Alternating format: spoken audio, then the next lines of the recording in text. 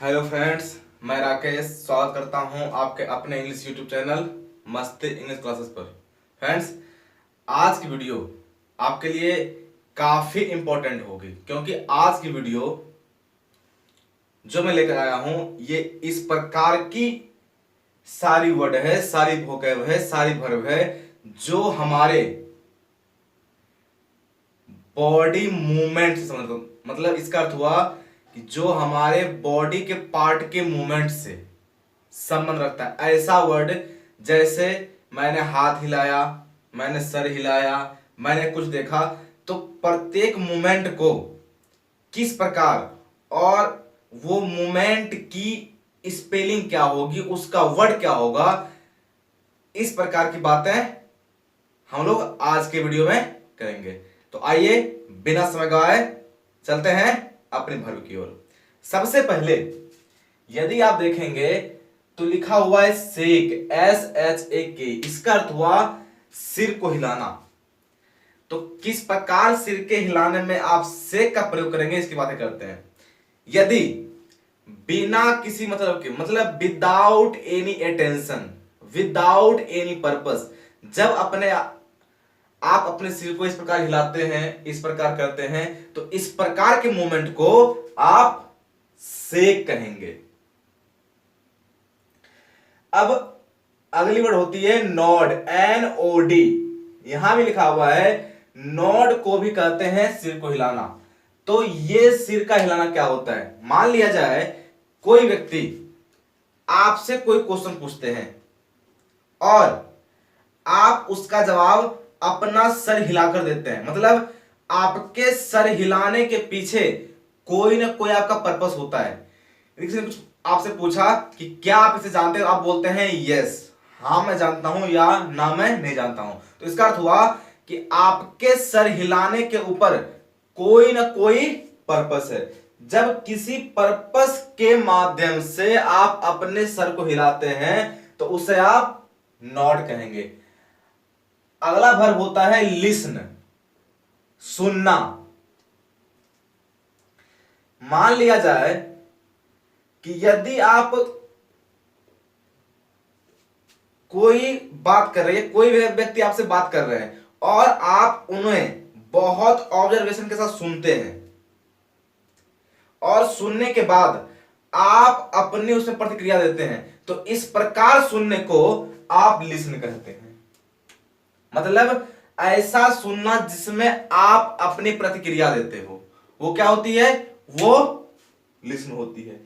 अगली वर्ड को यदि आप देखेंगे तो लिखा हुआ है हियर, सुनना। ये सुनना कैसा होता है? आप कहीं जा रहे हैं या आप कहीं से आ रहे हैं, आपने देखा अनेकों व्यक्ति एक दूसरे से झगड़ा कर रहे हैं, स्क्वारलिंग हो रही है दोनों के बीच, या कहीं साउंड सिस्टम बज रही है, तो उसमें आपने अपनी ऑब्जर्वेशन नहीं दी। इस प्रकार के सुनने को आप हियर कहते हैं। अगली वर्ड आती है सी। सी का मतलब देखना, ऐसा देखना जिसमें आपकी अटेंशन ना हो। मान लिया जाए आप अपने घर से सुबह टहलने के लिए निकले, तो टहलने के लिए जब निकलते हैं आप, तो आप रास्ते में अनेकों वस्तुओं को देखते हैं, अनेकों व्यक्ति से मिलते हैं, या अनेक प्रकार के वस्तुओं को आप अपने आंख से देखते हैं। तो देखने के बाद आप उससे ऑब्जर्व नहीं करते, बस आपने देखा क्या हो रहा है, इसके बाद उसके प्रति आपकी कोई ऑब्जर्वेशन नहीं होती। इस प्रकार के देखने को आप क्या कहेंगे? सी कहेंगे। इसके बाद होता है वॉच। वॉच का अर्थ क्या है? देखना। अब ये कैसा देखना?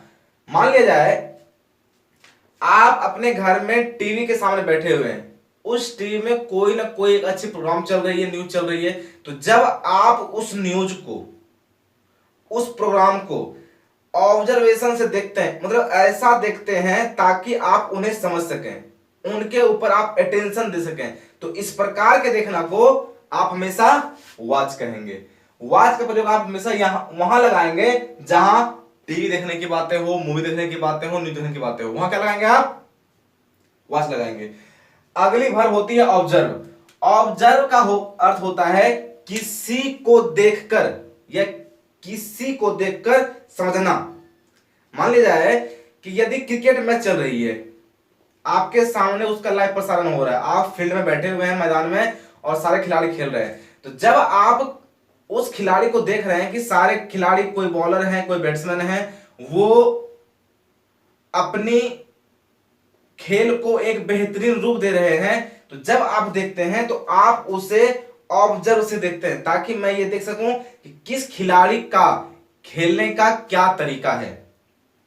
या जो एम्पायर होते हैं वो प्रत्येक बैट्समैन बॉलर को ऑब्जर्व करते हैं, प्रत्येक बॉल को, कि वो बॉल किस प्रकार खेला गया है, तो उससे क्या कहते हैं, उसे कहते हैं ऑब्जर्व। जो इस प्रकार का देखना होता है उसे कहते हैं आप ऑब्जर्व। अगली बातें आती है च्यू, जिसे बोलते हैं चबाना। आपने अपने मुंह में लेकर कुछ चबाया, तो इस प्रकार जो चबाते हैं आप, इसे आप च्यू कहते हैं। अधिकांश देखेंगे तो आजकल बहुत ऐसी अनेक प्रकार की तंबाकू गुटखा आ चुका है जो अधिकांश लोग चबाते हैं, जो बिल्कुल ही बुरा होता है। किसी भी व्यक्ति को इस प्रकार की कोई चीज जो नशा से संबंधित हो उसे कभी नहीं चबाना चाहिए। तो जहां भी चबाने की बात हो वहां आप च्यू का प्रयोग करेंगे। अब होती है टॉक। टॉक का अर्थ होता है बातचीत करना, मतलब आपके सामने कोई बैठे हैं, आप उनसे बात कर रहे हैं, तो इसे कहते हैं कि आप टॉकिंग करते हैं। वो भी आपसे बात कर रहे हैं, आप भी, मतलब आपकी क्वेश्चन उसकी रिप्लाई और उसकी क्वेश्चन आपकी रिप्लाई, इस प्रकार की जो बातें होती है एक दूसरे से, इसे कहते हैं टॉक, अर्थात टॉक करना। अब होता है बोलना, स्पीक। स्पीक का अर्थ बोलना, मतलब क्या, बस बोलना। यहां ये नहीं आपको कंटेंट लेनी है कि मैं बोल रहा हूं, उसको कोई ऑब्जर्व कर रहा है, उसकी रिप्लाई दे रहा है, मतलब सिर्फ जहां बोलने की बातें हो वहां आप स्पीक का प्रयोग करेंगे। अब बातें होती है बैंड। इसे बोलते हैं गर्दन को मोड़ना। इसे बोलते हैं कैसे, मान लिया जाए आप कभी कोई इस प्रकार अपने गर्दन को मोड़ते हैं, इस प्रकार मोड़ते हैं। जब इस प्रकार आप अपने गर्दन को मोड़ते हैं, अपने नेक को मोड़ते हैं, जब आपका ये पार्ट्स इस प्रकार मूवमेंट करता है, तो इससे आप कहते हैं बैंड, अर्थात गर्दन को मोड़ना।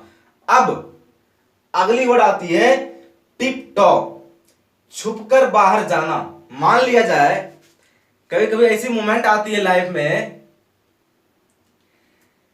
कि नाइट हो चुकी है, दोस्त का फोन आया कि हाँ कहां है, आजा आज पार्टी करते हैं। तो इस कंडीशन में क्या होता है कि आप बिना इन्फॉर्म किए अपने पापा को, अपने मम्मी को दबे पांव, चुपके पांव इस प्रकार घर से बाहर निकलते हैं जो आपके पांव की आहट किसी को नहीं लगती आपके अलावे। तो जब इस प्रकार आप अपने पैर से चलते हैं और आप बाहर निकल जाते हैं जिसकी सूचना किसी को नहीं लगती, इस प्रकार चलने को कहते हैं टिप टॉप, अर्थात इसे कहेंगे आप छुपकर बाहर जाना। एक बात और, कभी भी किसी को भी एट नाइट पार्टी वार्टी नहीं करनी चाहिए, क्योंकि वो बहुत बुरा होता है। पार्टी यदि करना है तो पार्टी आप घर वाले के साथ कर सकते हैं, क्योंकि जो आप इंटरटेन अपने फैमिली के साथ कर सकते हैं मिलकर, वो इंटरटेन कहीं नहीं हो सकती। तो अब आइए बातें करते हैं अगले वर्ड की। अगला वर्ड होता है श्रग, SHRUG। इसे कहते हैं कंधा उचकाना। मान लिया जाए किसी ने आपसे कुछ पूछा, क्या आप मेरे साथ एक कप चाय पियेंगे? आपने बोला यस आई विल। आपने जो ये मूवमेंट की यस आई विल, तो इस प्रकार के मूवमेंट को आप सरक कहेंगे, जिसे हिंदी में कंधे उचकाना कहते हैं। अगली वर्ड होती है कफ। इसे पढ़ेंगे कफ ने, कफ कफ। इसका अर्थ होता है खांसना, ये तो सिंपल है। अब अगली वर्ड होती है बेल्च, डकार लेना। होता क्या है, खाने के बाद कभी कभी, और ये फीलिंग सबों को होती है अधिकांशतः, कि खाने के बाद आपको एक अलग अनुभूति होती है और आप डकार लेती हैं। जो आप डकार लेते हैं ना खाने के बाद, उसे कहते हैं बेल्च। क्या कहेंगे उसे आप? बेल्च। अब अगली वर्ड होती है लिफ्ट। लिफ्ट का अर्थ है उठाना। ऐसा नहीं कि कोई व्यक्ति से आप उसे उठाएंगे, ऐसा नहीं। कोई भी यदि वस्तु रखी हुई है भारी भरकम, जब आप उसे अपने हाथों से उठाते हैं तो उसे आप लिफ्ट कहेंगे। क्या कहेंगे? लिफ्ट। अब अगला वर्ड होता है फ्लेक्स, जिसे वो कहेंगे आप कलाई को मोड़ना, इस प्रकार। तो जब किसी व्यक्ति के द्वारा आपके कलाई को मोड़ा जाता है या आप खुद से अपनी कलाई को मोड़ते हैं तो इसे कहते हैं फ्लेक्स, जिसे आप फ्लेक्सिंग भी कहते हैं। अगला वर्ड होता है वेव।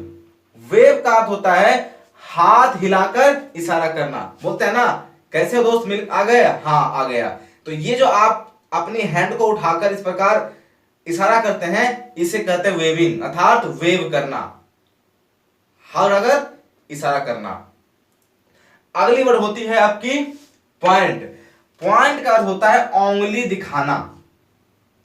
बोलते हैं ना नहीं मैं किसी से नहीं डरता, तू मेरा क्या कर सकता है। तो इस प्रकार की जो आप पॉइंट करते हैं इसे कहते हैं पॉइंट, या इसे आप पिन पॉइंट भी कहते हैं। इसे आप पिन पॉइंट कहेंगे या इसे आप पॉइंट कहेंगे। तो ये क्या हुआ, उंगली दिखाना, मतलब पॉइंटिंग करना। लेकिन ये बहुत बुरी आदत है, किसी को उंगली नहीं दिखानी चाहिए। It's a so bad habit. Okay, चलते हैं नेक्स्ट वर्ड की ओर। अब अगली वर्ड है KNEL। इसे बोलते हैं नील, क्नील नहीं नील। इसे कहते हैं घुटनों पर बैठना या घुटने टेकना। होता है ना कि मान लिया जाए मैंने कोई गलती की और मुझे इसका पछतावा है, तो सामने वाले के पास या मैं घुटनों पर बैठकर गॉड से प्रे करता हूं कि गॉड मैं हमेशा जो करता हूं वो मेरे द्वारा सही हो और मैं किसी का बुरा ना करूं, हमेशा मेरी वे रहे कि मैं हमेशा सबको की मदद करूं। ये जो आप घुटने पर बैठ के प्रे करते हैं ना, घुटने टेक कर, उसे कहते हैं नील। अब अगली वर्ड होती है स्टेप। स्टेप का अर्थ चलना नहीं होता। स्टेप का अर्थ होता है मान लिया जाए रात में आप घर से निकले और आपके घर के सामने कोई डॉग बैठा हुआ है, आपने अंधेरे में देखा नहीं और आपने अपना पैर उसके ऊपर रख दिया। तो आपने ये जानबूझकर नहीं किया, आपने क्या किया, आपने गलती से अपना पैर रख दिया। जब आप गलती से किसी वस्तु पर या किसी भी चीज पर अपना पैर रखते हैं तो उसे कहते हैं आप स्टेप। अब अंतिम वर्ड होती है कर्ल। कर्ल का अर्थ होता है पैर की उंगली को सिकुड़ लेना। इसका अर्थ हुआ, आपने देखा होगा कोई छोटे बच्चे हैं, बहुत छोटे बच्चे, बहुत ही क्यूट सा नन्हा सा प्यारा सा, वो बैठा हुआ है या खेल रहा है। जब आप उसके पैर की उंगली को टच करते हैं ना तो वो अपनी उंगली को इस प्रकार कर लेता है, मतलब वो अपनी उंगली को सिकुड़ लेता है। तो ये सिकुड़ने की मूवमेंट होती है पैर की उंगली की, इसे कहते हैं कर्ल, जिसे कर्लिंग भी बोलते हैं। मतलब किसी बच्चे के द्वारा अपने पैर की उंगली को सिकुड़ लेना, वो क्या होता है, कर्ल होता है। इस प्रकार आपने आज के वीडियो में बॉडी मूवमेंट रिलेटेड वर्ब को देखा। आपने जितनी वर्ड को देखी सारी की सारी ये क्या है, वर्ब है, अर्थात क्रिया है जो होना दिखाता है, मतलब ये होना वो होना। तो इस प्रकार की सारी वर्ड ये आपके बॉडी मूवमेंट की वर्ड है जो आपकी बॉडी करती है। आई थिंक यहां तक कि आपको सारी वर्ड एक अच्छी लगी होगी और बेहतरीन पसंद आई होगी। यदि यहां तक की सारी वर्ड आपको पसंद आती हो तो फ्रेंड्स आप अपने चैनल को सब्सक्राइब करें और इसे दूर दूर तक शेयर करें। मैं अगली वीडियो इसी प्रकार की बेहतरीन वोकैब के साथ आपके साथ मिलूंगा, जो वो वीडियो फिर से एक अलग ही प्रकार की वोकैब से संबंधित होगी। आपको इस प्रकार की और वीडियो हमेशा दी जाएगी और कुछ वीडियो दी गई है जो आपके अपने चैनल के प्लेलिस्ट में मिलेगी, वहां भी जाके आप पिछले वीडियो को देख सकते हैं वो वीडियो कैसा है और किससे संबंधित है। तो मिलते हैं अगले वीडियो में एक अलग प्रकार के वोकैब के साथ जो आपके लिए काफी ही यूजफुल होगी और एक बेहतरीन वोकैब होगी। तो मिलते हैं, तब तक के लिए नमस्कार, बाय बाय और जय जय हिंद। Always watch it.